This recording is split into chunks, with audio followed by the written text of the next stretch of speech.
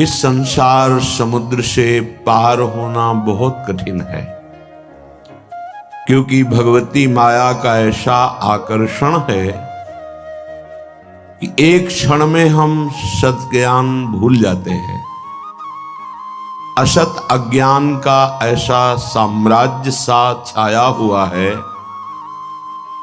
सत संकल्प करते हैं कि आज के बाद हम ऐसा नहीं करेंगे, पर विवश होकर के फिर माया हमसे वैसा ही करा देती है जो नहीं करना चाहिए। उसके लिए हमें अध्यात्म बल की आवश्यकता है। अध्यात्म बल बड़े कृपा पात्रों के हृदय में जागृत होता है। कृपा हमारे ऊपर है, पात्र हमें बनना है।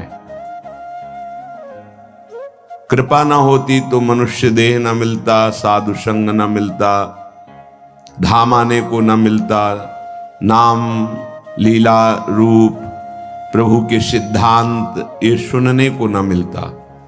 कृपा तो है, अब हमें कृपा पात्र बनना है, तभी वो प्रेमामृत रस हमारे हृदय में आएगा। कृपा पात्र उपासक एकमात्र अपने आराध्य देव के चिंतन का ही महत्व रखता है। उपासक के अंदर ये प्रश्न नहीं आना चाहिए कि हमें 6 महीना 1 वर्ष हो गए नाम जप करते हुए, कोई हमें परिवर्तन तो नहीं दिखाई दे रहा। 1 महीना अगर हम नाम जप कर रहे हैं या 1 वर्ष नाम जप कर रहे हैं तो ये सत चिंतन है। सत चिंतन कभी व्यर्थ नहीं होता।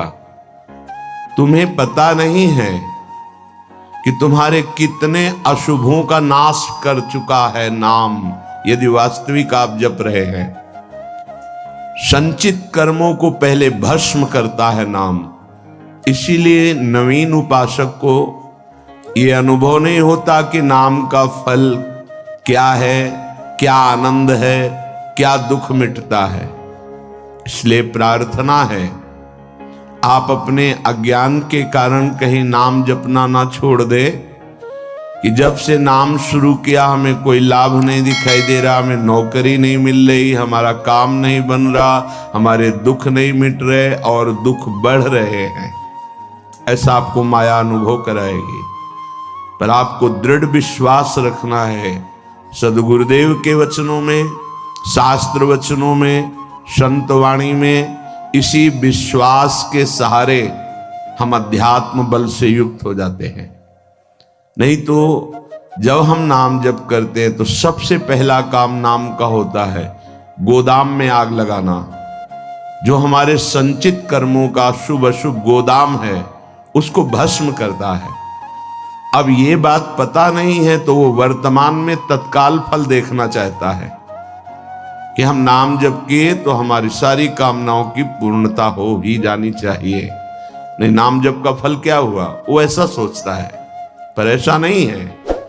नाम जप सबसे पहले अशुभों का नाश करता है, फिर शुभ फंसाने वाले जो होते हैं वो उनका भी नाश कर देता है। इसके बाद क्रियमाण पूरा परम पवित्र करके भगवद अर्पित कराता है, प्रारब्ध भोगने की सामर्थ्य देता है। फिर आनंद का ऐसा उन्माद होता है, आनंद की ऐसी उत्तम अवस्था होती है जो वाणी से वर्णन नहीं की जा सकती।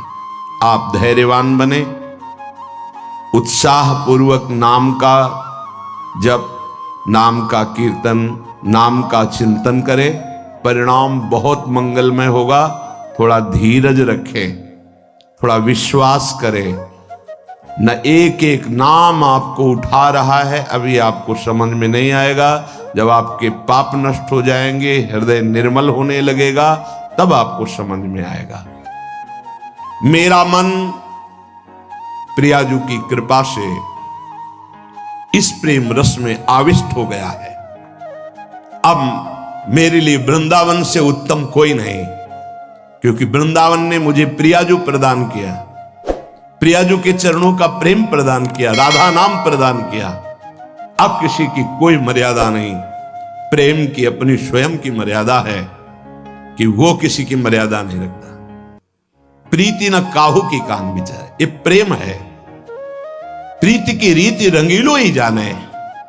अगर प्रेम का सही रूप कोई जानता है तो प्रभु श्री कृष्ण जानते हैं। इसलिए वो मर्यादा पुरुषोत्तम के रूप में जब अवतरित हुई तो एक एक मर्यादा का पालन। और जब लीला पुरुषोत्तम प्रेमावतार श्री कृष्णचंद्र जी, महाराज की लीलाओं को समझना सदगुरु की चरण शरण में बैठकर ही हो सकता है। जो रसिक हैं, जो लाडली लाल के रस में डूबे हुए रसिक सदगुरुदेव हैं, उनके चरणों के समीप बैठकर ही इनकी लीला समझ सकते हैं। नहीं, इनकी लीला बड़े बड़े मुनियों के लिए भी अगोचर ही है। न देवैर ब्रह्मादेर न खलु हरि भक्तैर न सुहृदा, ये स्वयं बाके हैं, इनकी लीला भी बाकी है। ये बाके की बाकी लीला को जिसका कहीं कुछ बाकी नहीं रह गया वही समझ सकता है। कोई भी चाह, कोई भी लालसा यदि बाकी है तो बाके की लीला को नहीं समझ सकता। जिसका हृदय समस्त कामनाओं से, इच्छाओं से रहित हो चुका है और प्रेम रस का रसिक हो गया है, वो इनकी लीलाओं को जानता है। श्रीपाद कह रहे, ये मैंने इसलिए कहा कि मेरा मन श्यामा श्याम के प्रेम में अब प्रवेश कर गया है और ये प्रेम पंचम पुरुषार्थ है। तो उपासक को बड़ी कृपा है यदि वृंदावन धाम आने को मिले, आश्रय मिले, वास करने को मिले, उसमें विशिष्ट कृपा के सत्संग मिल जाए। सत्संग से हमारे समस्त संशयों का नाश हो जाता है और हृदय दृढ़ हो जाता है कि अब मैं मुक्त होना चाहता हूं। जीवन मुक्त महापुरुष ही प्रेम में प्रवेश होता है, ध्यान रखना। प्रेम रस तभी प्राप्त होता है, पहले प्रेम जीवन मुक्त करता है, तत्वबोध कराता है। सर्वान वस्तु तया निरीक्ष परम स्वाराध्य बुद्धिर्मम, जो उपनिषद कहते हैं सर्वम खलमिदम ब्रह्मणे नानास्ति किंचन, इसका पहले बोध होता है, फिर प्रेम रस प्राप्त होता है। जीवन मुक्त करके विदेह स्थिति से फिर वो प्रेम प्रदान करते हैं। जैसे पांचों भूले देह शुद्धि, ये विदेह स्थिति है। तब छठे भावना रास की, तब वो भावना में प्रवेश करता है। इतनी ऊंचाई हम अपने साधन बल से नहीं प्राप्त कर पाते, ये गुरु कृपा बल से। तभी कहा है रे मन रसकन संग बिन रंच न उपजे। एक साधारण बिना साधन जानने वाले को भी प्रिया जो मिल गए। क्यों? क्योंकि सीधे रसिक कृपा और आसक्ति मेरी लाडली मेरी प्रिया जो, वो दुनिया के शास्त्रों का परिचय नहीं जानता, सिद्धांतों का परिचय नहीं जानता, बस उसके हृदय में एक बात बैठ गई, मेरी प्रियाजू, मेरी स्वामिनी, मेरी प्राण प्रिय सखी लाडली जू, बात बन गई। ये जन्म बंधन से, कर्म बंधन से मुक्त होना बहुत कठिन विषय, बहुत कठिन। जब शास्त्रों का स्वाध्याय करो तब पता चलता है। तभी कहते हैं भगवत प्राप्ति अत्यंत कठिन, पर वो गलत शब्द है। भगवत प्राप्ति अत्यंत सरल। संसार का राग, शरीर का राग छोड़ पाना बड़ा कठिन, इसीलिए परिणाम को वो कठिन बोल देते हैं। परिणाम को कठिन बोलने से घाटा हो जाएगा, हम डर जाएंगे कि हम भगवत प्राप्ति नहीं कर पाएंगे। हमें उत्साह रखना है कि भगवत प्राप्ति बहुत सरल है। कठिन है शरीर संसार का राग छोड़ना, और इसकी जिम्मेवारी है गुरुदेव की। बस आप उनके कथनानुसार चले तो शरीर और संसार के राग का नाश हो जाएगा। परमार्थ का स्वरूप कल के सत्संग में वर्णन किया गया कि उपासक चाहे वो गृहस्थ हो या विरक्त, यदि इस मार्ग में उन्नति प्राप्त करना चाहता है तो किसी के स्वभाव या कर्म की ना तो प्रशंसा करे और ना निंदा करे। क्यों? जब वो गलत कर रहा है तो निंदा क्यों ना करें? तुम क्रिया को देख रहे हो लेकिन पावर को नहीं देख रहे। पावर गोविंद है उसमें, सामर्थ्य गोविंद है उसमें। उपासक उपास्य देव को देखता है, क्रियाओं को नहीं देखता।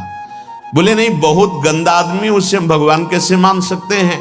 तो गंदा उसकी क्रिया को लेकर के है, लेकिन परम कारण तत्व जो बैठा है वो निर्विकार, चेतन, अमल, सहज सुख राशि, उसको क्यों नहीं देखा? तुम क्रिया देखने वाले संसारी नहीं हो, तुम तत्व का दर्शन करने वाले भगवत भक्त हो, उपासक हो, जिज्ञासु हो।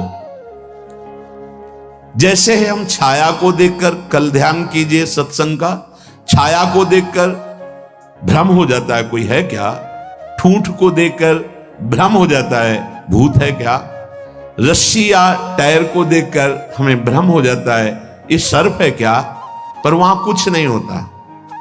वो ठूंठ है, वो रस्सी है, वो आपकी छाया है। ठीक ऐसे ही पूरे संसार में आपके सिवा कुछ नहीं है। सच्ची माने आपको भ्रम होगा, कैसे ऐसे हो सकता है? जैसे स्वप्न में आपके मन के सिवा कुछ नहीं था, तो उसमें दुश्मन भी थे, मित्र भी थे, भोग भी था, ना जाने क्या क्या था, पर जब जगे तभी वो झूठा समझ में आया ना। स्वप्न में तो आपको सब सत्य लग रहा था, ऐसे ही अज्ञान से युक्त होने के कारण आपको ये नानात्व तो सत्य लग रहा है। स्त्री पुरुष, अच्छा बुरा, नीच उत्तम मध्यम, ये आपको लग रहा है। श्री भगवान कह रहे हैं बहुत गूढ़ प्रसंग है। अगर आज का प्रसंग समझ लेंगे तो प्रियाजू के चरणों में लिपट जाएंगे कि मेरे बस की बात नहीं। ध्यान से सुनिएगा। आत्मैव तदिदं विश्वम सृज्यते सृजति प्रभु। बहुत सुंदर विषय। भगवान ने अपने आप से अपने आप का सृजन किया है, दूसरा कुछ नहीं। आत्मैव तदिदं विश्वम सृज्यते सृजति प्रभु। त्रायते त्राति विश्वात्मा ह्रियते हरितीश्वरः। उसने अपने आप से अपने आप को बनाया। त्रायते त्राति विश्वात्मा ह्रियते हरितीश्वरः। और अपने आप से अपने आप की रक्षा की, पालन किया। और फिर ह्रियते हरितीश्वरः, फिर अपने आप से अपना संहार किया। यह है सत्य विषय। उद्धव तस्मान्नहात् बनोन्यस्मा दन्यो भावो निरूपितः। निरूपितेयं त्रिविधा निर्मूला भातिरात्मनि। इदं गुणमयं विद्धि त्रिविधं मायया कृतम्। इसलिए उद्धव तुम सच्ची बातें समझो। मैं अपने आप से अपने आप को रचा, अपने आप से अपने आप का पालन किया और अपने आप से अपने आप का संहार कर लूंगा। किसको दोष दर्शन दें, किसकी निंदा करें, किसकी प्रशंसा करें? कोई दूसरा हो तब ना। अब कह रहे हैं हां, जिनको ज्ञान दृष्टि नहीं प्राप्त हुई है, व्यवहार दृष्टि प्राप्त हुई है, वो ये बात ना समझकर भिन्न देखते हैं। ये अच्छा, ये बुरा, ये स्त्री, ये पुरुष, ये जड़, ये चैतन्य, आदि आदि। उद्धव, ज्ञान दृष्टि के अतिरिक्त मेरे इस रहस्य को किसी और दृष्टि से नहीं जाना जा सकता। जो कुछ भी तुम्हें दिखाई दे रहा है, प्रतीत हो रहा है, तुम्हारे चिंतन में आ रहा है, ये केवल मैं ही मैं हूं। देखो, पीछे मन को लगाने की दो युक्तियां बताई गई थी। आपका मन जहां जहां जा रहा है वहां भगवान देखने की चेष्टा करे। वो वस्तु, वो व्यक्ति, वो पदार्थ, वो श्री भगवान ही हैं। क्योंकि जब पहले सृष्टि नहीं थी तो श्री भगवान थे।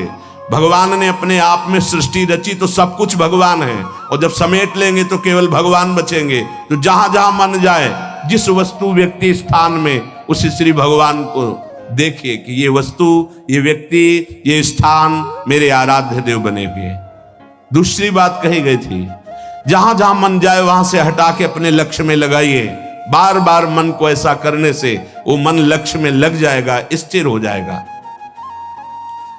अनिर्वचनीय मैं ही सब रूपों में स्वयं विराजमान हूं। इसलिए मेरी सृजन लीला देखकर, मेरी पालन स्थिति लीला देखकर और मेरी संहार लीला देखकर मेरा भक्त विचलित नहीं होता, क्योंकि मैं स्वयं का सृजन, पालन और संहार कर रहा हूं। ये जो तीन प्रतीतियां हो रही, सृजन, पालन, संहार, अध्यात्म, अधिदैव, अधिभूत, ये बिल्कुल निर्मूल हैं। जैसे माया, जैसे स्वप्न में कुछ नहीं था, वैसे ही माया के द्वारा कुछ नहीं है। न सृजन है, न पालन है, न संहार है। मान सकते हो? मलिन अंतःकरण अज्ञान की स्थिति में कैसे मान पाओगे? ना होने पर यह प्रतीत हो रहा है। कैसे? ये तीन गुणों के प्रकाश से, सतोगुण, रजोगुण, तमोगुण के प्रभाव से दृष्टा, दर्शन, दृश्य, ये त्रिविधता पैदा हो गई। ऐसी त्रिविधता को मिटाने के लिए हमें मानव जन्म मिला है, साधना मिली, किसी और को पाने के लिए नहीं, अपने आप को जानने के लिए। एतद् विद्वान मदुदितम ज्ञान विज्ञान नैपुणम न निन्दन्ति न च स्तौति लोके चरति सूर्यवत्। जो मेरे इस परमार्थ सिद्धांत को जान जाता है, वो ज्ञान विज्ञान में उत्तम स्थिति को प्राप्त हुआ महात्मा ना कभी किसी की प्रशंसा करता है, ना किसी की निंदा करता है। वो सूर्य के समान पूरे त्रिभुवन में समभाव से विचरता है। प्रत्यक्षेणानुमानेन निगमेन आत्म संविदा आद्यंतवद सज ज्ञात्वा निसंगो विचरेदिह। इसलिए मेरा भक्त प्रत्यक्ष से, अनुमान से, शास्त्र से, आत्मानुभूति से, महापुरुषों से वो ये जान चुका है कि ये माया का त्रिविध खेल चल रहा है, सतोगुणी, रजोगुणी, तमोगुणी, पालन, सृजन, संहार। इसलिए वो सबसे असंग हो जाता है। ये स्थूल सूक्ष्म कारण तीनों लोक असंग होकर के वो अपने आप से अपने आप में तृप्त रहता है। धन्य है ऐसा महापुरुष जो अपने आप से अपने आप में तृप्त रहता है, वो असंग भाव से विचरता है। उद्धव जी को एक प्रश्न यहां परेशान करने लगा मन में कि आत्मा अविनाशी चैतन्य घन, शरीर जड़ नाशवान, फिर ये जन्म किसका होता है, फिर मरण किसका होता है? प्रश्न कर बैठे। बहुत सुंदर प्रश्न है और बहुत सुंदर उत्तर है। यदि आप समझ पाए तो आप प्रियाजू के चरणों में भाग पड़ेंगे, क्योंकि आपकी समझ के परे की बात है। कि लाडली जो मेरी तो कुछ समझ में नहीं आया, बस मैं तो यही कह रहा हूं, हमारी महारानी श्री राधा रानी। इसलिए थोड़ा धूप का ताप लगे ना तो वृक्ष की छाया अच्छी लगती है। देखो, संसार से मुक्त होने के लिए ये बहुत जोर का प्रश्न है। उद्धव जी ने कहा, नैवात्मनो न देहस्य संसृतिर्दृष्ट दृश्ययोः अनात्मस्व दृशोरीस कस्य स्युदुपलभ्यते। प्रभु, ये चर्चा आपको मिलेगी नहीं प्राय, क्योंकि कथन और श्रवण के लिए स्थान की भी जरूरत होती है। तो यह श्रीधाम वृंदावन और यहां व्यक्त अव्यक्त बड़े बड़े महापुरुष पधारे हुए हैं। तुम्हारी दृष्टि नहीं है तो तुम्हें व्यक्ति समझ में आएगा। जहां भगवत शास्त्रों का सत्संग होता है, वहां सनक सनंदन सनातन सनत कुमार श्री हनुमान जी महाराज बड़े बड़े महाभागवत पधारते, और उन्हीं के सानिध्य से समझ में आ सकता है। ये विशुद्ध भागवत परमार्थ मार्ग है। उद्धव जी ने पूछा कि भगवान, ये जो आत्मा है ये दृष्टा है, और शरीर जो है ये दृश्य है। आत्मा स्वयं प्रकाश है और देह जड़ है। ऐसी स्थिति में ये जन्म मरण किसका होता है? आत्मा का जन्म मरण हो नहीं सकता, क्योंकि स्वयं प्रकाश है। और जड़ शरीर का हो नहीं सकता, क्योंकि नाशवान विकारी है, ये तो यही नष्ट हो जाता है। महाराज, ये मरता कौन है और जन्मता कौन है? ना आत्मा और ना शरीर। अगर ये शरीर जन्मता मरता है तो शरीर को नष्ट करने के बाद फिर अब जन्म मरण खत्म हो जाना चाहिए, पर फिर शरीर मिलता है। आत्मा को हो नहीं सकता, क्योंकि स्वयं प्रकाश निर्विकार चैतन्य घन। तो ये होता किसको है जन्म मरण? इसका होना उपलब्ध है कि होता है जन्म मरण, तभी होता किससे है भगवान? हे जगत गुरु, आप हमारे संशय की निवृत्ति करें। आत्मा व्ययो गुणः शुद्धा स्वयं ज्योतिरनावृतः अग्निवद्दारुवच्चिद्देहा कस्येह संसृति। नाथ, आपकी कृपा से इतना तो पता चला है कि आत्म तत्व अविनाशी है, प्राकृत अप्राकृत गुणों से रहित है, शुद्ध स्वयं प्रकाश है, कोई भी आवरण उसे ढक नहीं सकता। शरीर विनाशी है, साकार है, अशुद्ध है, आत्मा से प्रकाशित है और आवृत है माया के गुणों से।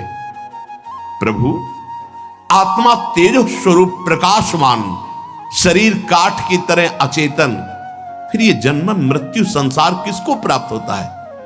कौन है जो बार बार जन्मता है मरता है?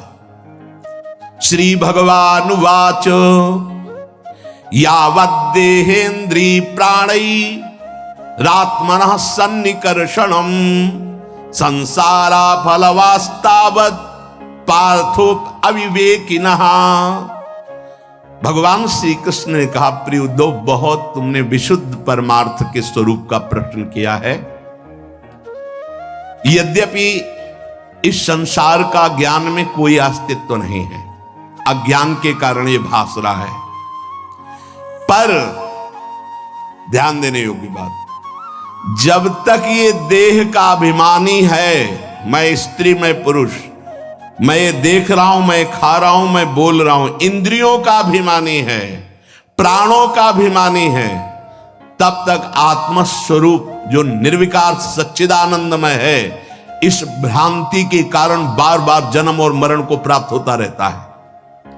यद्यपि ना उसका कभी जन्म होता है ना मरण होता है, फिर भी भ्रांति, ये भ्रांति स्वप्न की तरह है। अर्थे हृद्यमाने पी संस्कृतिर्न निवर्तते ध्यायतो विषयानस्य स्वप्ने नर्थागमो यथा। जब तक इसको ये भान रहता है कि मैं स्त्री हूं, मैं पुरुष हूं, मैं अपनी इंद्रियों से भोग रहा हूं, मैं ये भोगा हूं, ये भोगूंगा, ये उसकी भ्रांति ऐसे है जैसे स्वप्न में। और स्वप्न में प्राप्त हुआ सुख दुख जब तक जागता नहीं तब तक सत्य भासता है। स्वप्न की विपत्तियां या स्वप्न का सुख कोई भी सत्य नहीं है, पर वो जब तक जगाया नहीं जाएगा तब तक उस विपत्ति या सुख को भोगता रहेगा। ऐसे ही बिल्कुल न जन्म है न मरण है, आत्म तत्व निर्विकार, शरीर भ्रमात्मक त्रिगुणात्मिका माया से रचा हुआ। पर जो साधक, जो मनुष्य अपने को स्त्री या पुरुष मानकर और विषय भोगों का चिंतन करता रहता है, वो अज्ञानी स्वप्नवत भोगों में फंसा हुआ जन्म मरण रूपी संसार से कभी निवृत्त नहीं हो सकता।